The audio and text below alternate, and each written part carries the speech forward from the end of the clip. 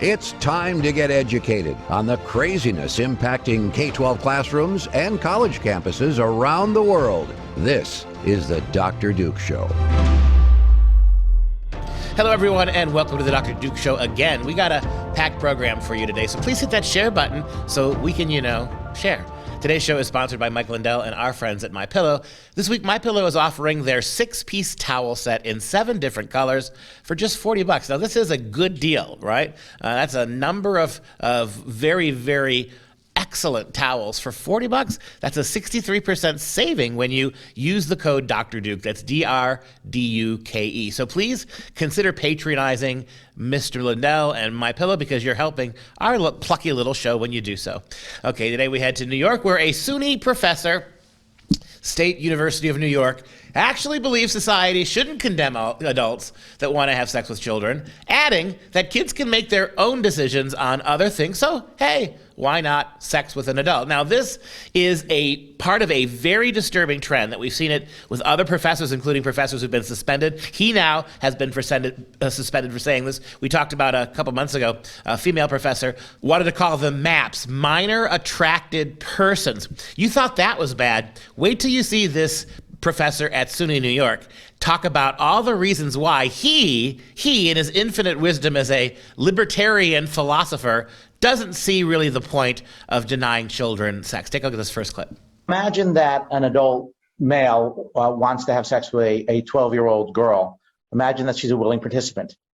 A very standard, very widely held view that there's something deeply wrong about this, and it's wrong independent of it being criminalized. It's not obvious to me that is in fact wrong. I think this is a mistake, and I think that exploring why it's a mistake will tell us not only things about adult-child sex and statutory rape, but also about fundamental principles of morality. As you heard there, that's SUNY Fredonia professor Stephen Kirshner, who teaches, this is what he teaches, libertarian philosophy and applied ethics. And he is talking about it's not so clear to him that, if some adult man just wants to have sex with a 12-year-old and that 12-year-old's like, okay, sure, then, it's not so wrong to him. He doesn't get it. And at least according to his little profile, I mean, he's got the credentials to talk about this because, he's written 100 articles, 100, and book chapters, whoa. He's a diverse guy. He teaches a lot. He talks about abortion and adult-child sex, which is what we're talking about here. And, don't forget hell. Of course, we have to bring in sports for the most valuable player, and pornography, a little bit of punishment, some sexual fantasies in there, and slavery and torture. I mean, the guy is diverse. Well, what bothers me about him, and we've got 3 clips, 2 more clips to go, nowhere, anywhere for a philosopher in all 3 of the clips does he actually suggest anything about age of consent. The idea that a child as young as 8 or 12 really can't consent to certain things. We've had this in world culture particularly Western culture for a long time now, that children at certain ages, it's why we don't let 8-year-olds vote. It's why we don't let 5-year-olds decide what they're going to have for dinner. It's why we don't serve alcohol to 6-year-olds. There's a reason for it. The idea that children don't have the ability to do that. And this professor, this philosopher, never once even tries to engage the issue. Take a look at the second clip. Even if you are looking for a threshold, let's say there's a threshold, I'm making this number up, but let's say it's at age 8. Still, that tells you that some adult-child sex is permissible. Second, the notion that it's wrong even with a 1-year-old is not quite obvious to me. There are reports in some cultures of grandmothers filleting the baby boys to calm them down when they're colicky. Now, I don't know if this is true, but this is sort of widely reported as occurring in at least one culture. And it working, that the grandmothers believe this actually works. If this were to be true, and again, I don't know it to be true, if it were to be true, it's hard to see what would be wrong with it. I mean, I don't know if it's true. I'm just going to put out there, this random statement and just be like, oh, maybe it's true. So that makes it okay. Let's just, fondle a 1-year-old because, they're colicky. Yes. No pediatrician anywhere has ever said, you know what, I see your child's colicky, and I know you're tired, mom and dad, and you want to sleep. Just touch your child. Touch? Oral sex is what he's talking about. Yes. Well, are there grandmas out there in Europe? Yes, and the fact that it's grandmas, and I'm like, exactly. I just heard it somewhere on one of the crazy podcasts I listen to. I'm not so sure. So if you've got a colicky female baby, did you perform oral sex on her? And listen to his opening gambit there. He says, let's make up a threshold, he says, that nobody has ever used before. Let's make it to the age of 8. I'm making this up, he says. So if you say that 8 is the cutoff line when children can and can not decide for themselves who they have sex with, well, then you've already set a parameter, 8, where some sex with children is okay. You just made up 8. Nobody uses the word 8. Other than pedophiles themselves and completely clueless radical liberals, who uses a number like 8 for the ability of children to choose their own sexual partners? So you created a number, 8, and then in creating that number, which you said was a made-up threshold, that threshold you made up indicates that it's okay if they're 8 or 9 or 10. What kind of reasoning is this from our professoriate? And it makes one more way, and you got to ask yourself, is college really worth all your time and money? And take the last video. When you test college-age males, surprising numbers, like over 1/5, show attraction to prepubescent individuals. I assume that's mostly girls, and that's true not only when you ask them, they self-report it, which people have got to be hesitant to self-report it, but when you use the penile responses, which are the kind of true test.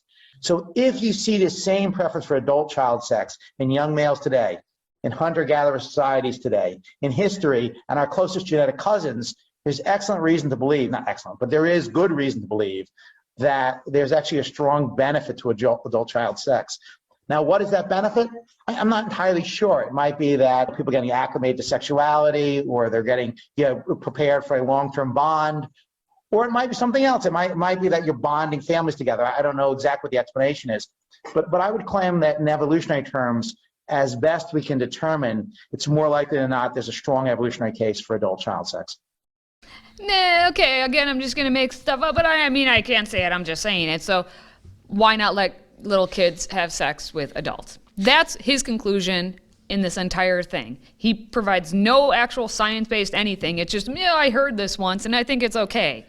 This is who you're supposed to be learning from. Well, what's disturbing is the Masters and Johnson the Kinsey report kind of creepy experiments on kids. So young men, very young men, he says, I'm talking probably about, 16, 17, 18-year-olds. When you show them pictures of little girls, have some kind of quote-unquote penile response. I assume that you have hooked the genitalia of these young men up to some sort of contraption that measures, I guess, if their penis gets stimulated, at which point you're showing, and I'm wondering what kind of pictures you're showing these kids.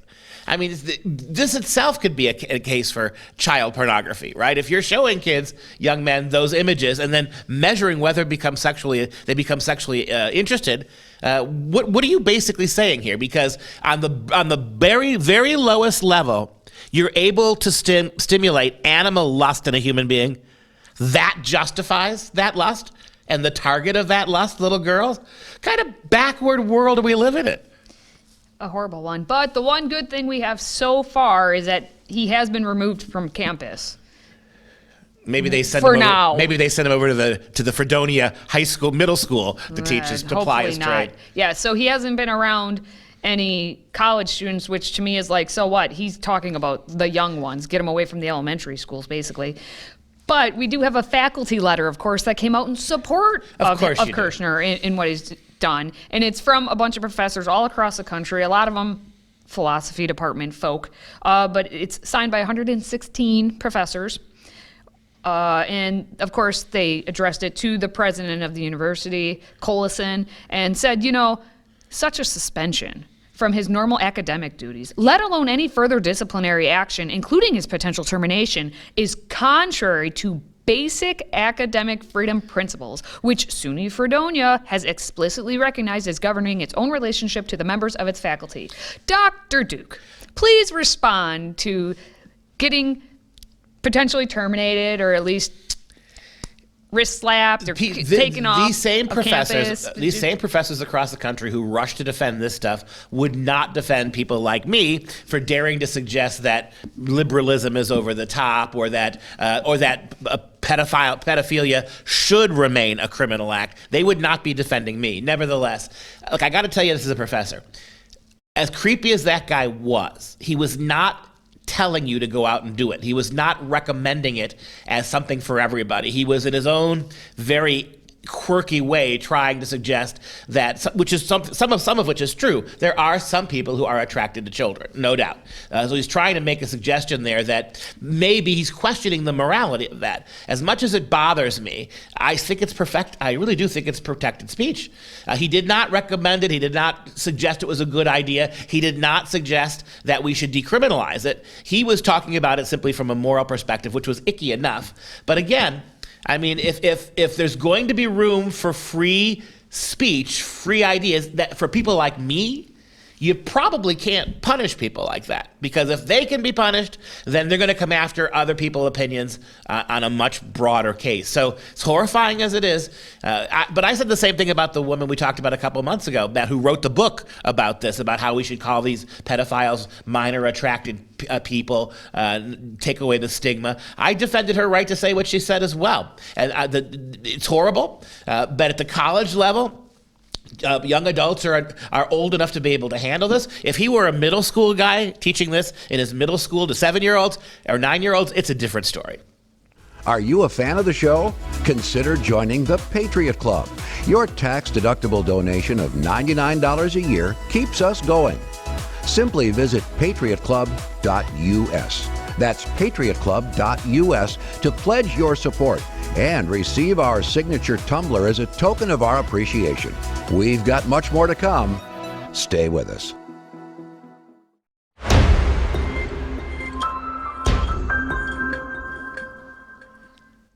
Oh, Virginia, what would I do without you? I probably wouldn't have a job. But alas, I have a job, and so we're going to talk about Fairfax County Public Schools. And I'm going to read this one slowly because you got to wrap your brain around it. Fairfax County Public Schools has asked the Supreme Court to hear a case that an appeals court judge said amounted to schools asking to get one free rape before staff could be responsible for inaction. And of course, Fairfax is saying they're filing with the Supreme Court, to support the teachers. So here's the kind of quick background to what the heck I just said. A jury found that a sexual assault happened on a school bus during a band trip, again, Fairfax County Public Schools, when a female student was sexually assaulted by a male teen. All right? The victim, her friends, and her parents told the school what happened, that this had happened. The jury found that the school met the reports with basically indifference. So everyone's saying, hey, this girl was assaulted in a school event, school, do something about it. And the school's like, meh.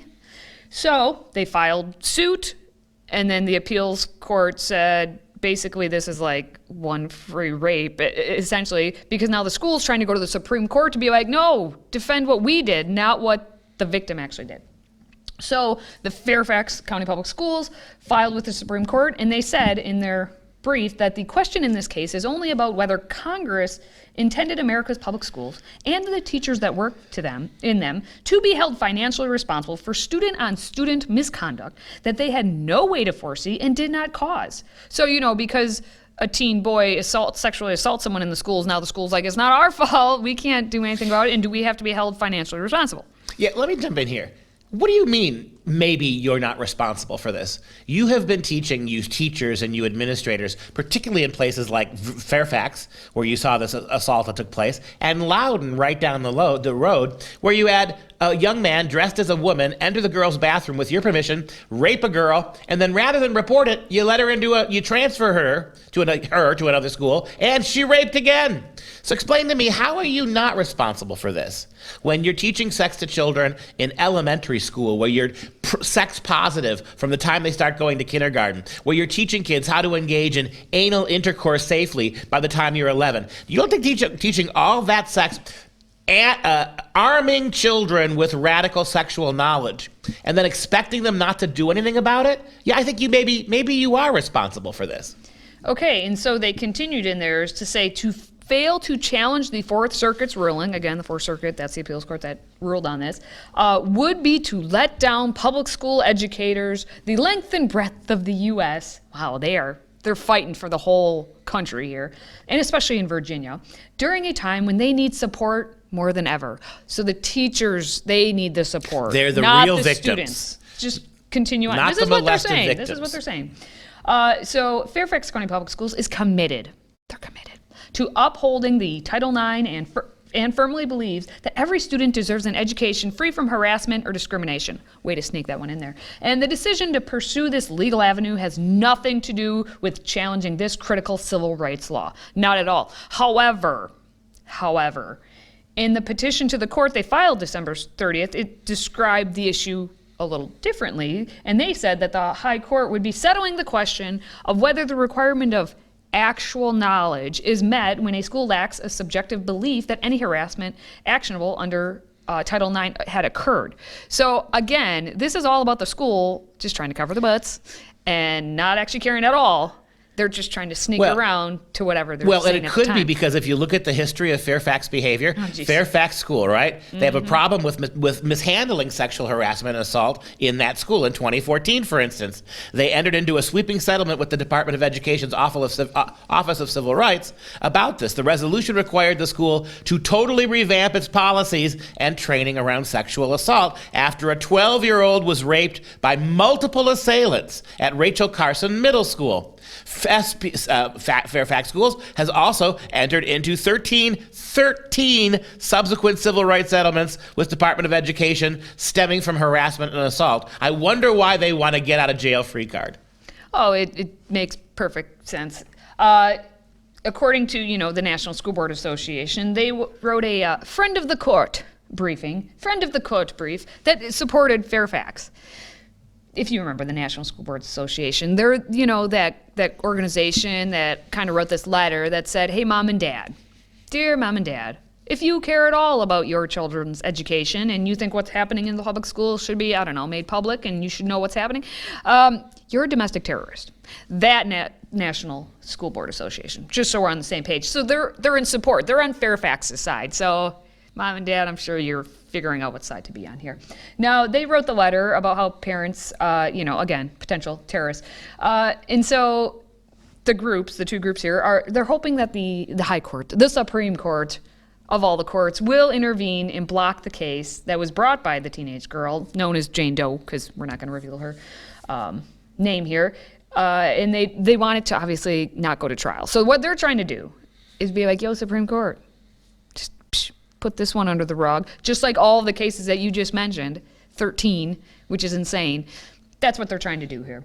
Now, the court case does actually put the National School Board Association and Fairfax County District up against the National Women's Law Center, the Human Rights Campaign, the National Black Women's Reproductive Justice Agenda, and other feminist, liberal, or survivors' rights groups, which this is quite interesting when you have them on opposite sides of each other, because sometimes they get put all together. One sentence summarize. We're going to radically sexual kids in your public schools, and we're not responsible that they go after each other. Okay, nice. Yes, and of course they all have a strong interest in the case because the legal question then could set the precedent that would insulate school systems and staff from liability for failing to take action after they learn about an alleged sexual assault on school grounds. And it's interesting because we're, and have been for years now, all about bullying, right? If, Duke, that's an ugly shirt you're wearing, I could be considered a bully. But apparently sexually assaulting and touching and all that is like, I don't want to have to deal with it. Like the fact that they're showing indifference on this and trying to take it all the way to the Supreme Court to not have to worry about it shows you the priorities of these schools. Selfish teachers playing CYA when your kids get molested in school. Basically. Today's show is sponsored by Clean Start Hand Sanitizer. For an odor-free foam hand sanitizer that lasts 2 hours and provides 19 refills, visit freedomproject.com/clean. That's KLEEN to order yours today.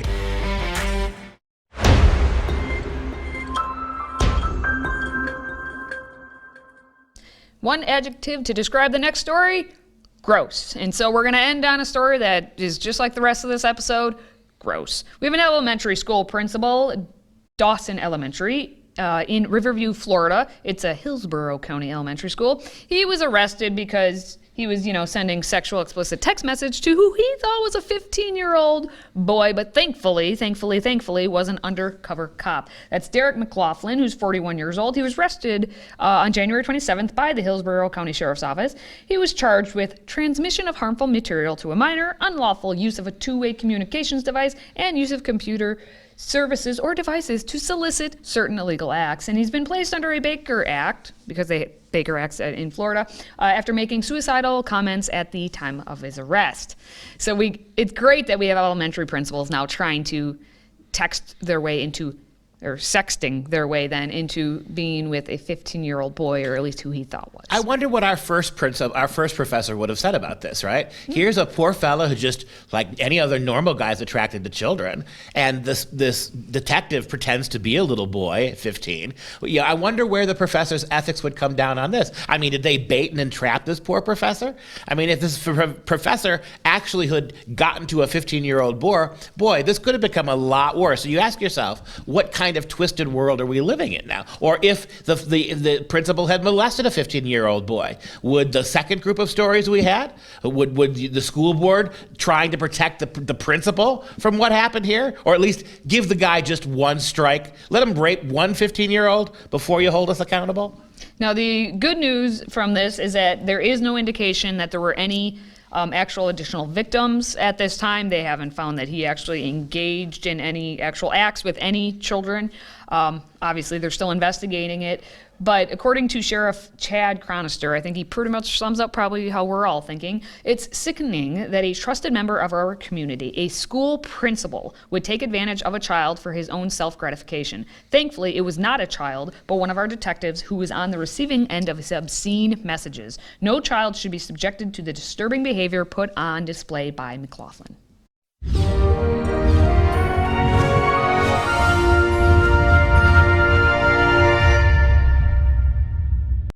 Hi, it's time now for some real education with all that gross stuff today. Yikes. And it's Valentine's Day coming up on us in a week and a half, and so I figured let's look at some love poetry. Get away from all of that creepy sex stuff. Get rid of that underage garbage. Let's talk about some sonnets, right? When we think about love poems, the poems we really think about are sonnets. And what is a sonnet? Well, a sonnet is a poetic form which originated in the Italian culture, composed at the court of the Holy Roman Emperor Frederick II in Palermo, Sicily, in the 13th century. The 13th century poet Giacomo di Lentini is credited with the sonnet's invention for expressing courtly love. The Sicilian school of poets who surrounded him at the emperor's court are credited with its spread. The term sonnet is derived from the Italian word sonetto, which means little song. And it's derived from the Latin word sonus, which means sound. By the 13th century, it signified a poem of 14 lines that follows a very strict rhyme scheme and structure. During the Renaissance, the sonnet was the choice mode of expressing romantic love, and poets all across Europe started to write them, including English poets like my first guest here for the week, Sir Thomas Wyatt, the first great sonneteer in the English language. He was writing his poems in the 1500s under the court of King Henry VIII. And here's one beautiful sonnet from him about his love for a woman who he really probably shouldn't be going after, right? And we find out at the end of the poem that the important woman that he's hunting is no less a person than Anne Boleyn, King Henry's new wife. And so there's no surprise that during this flirtation he had with Anne Boleyn, he refers to her in very sketchy ways. He writes, he's going to compare himself to a hunter, and Anne Boleyn, the deer, but the deer he should not hunt. Whoso lists to hunt, I know where is a hind, but as for me, alas, I may no more. The vain travail hath wearied me so sore, I am of them that farthest come a bind. Yet may I be by no means my wearied mind draw from the deer. I shouldn't, he says, but I can't stop thinking about her. But as she fleeth afore, fainting I follow. I leave off, therefore, sinthens. It's as if I were to seek to hold the wind in a net. Now, the personal side, right? Who list her hunt? Whoever goes after this particular deer, let me put him out of doubt, as well as I may spend his time in vain.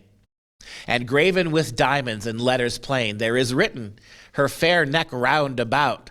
Noli me tangere, for Caesar's I am, and wild for to hold, though I seem tame.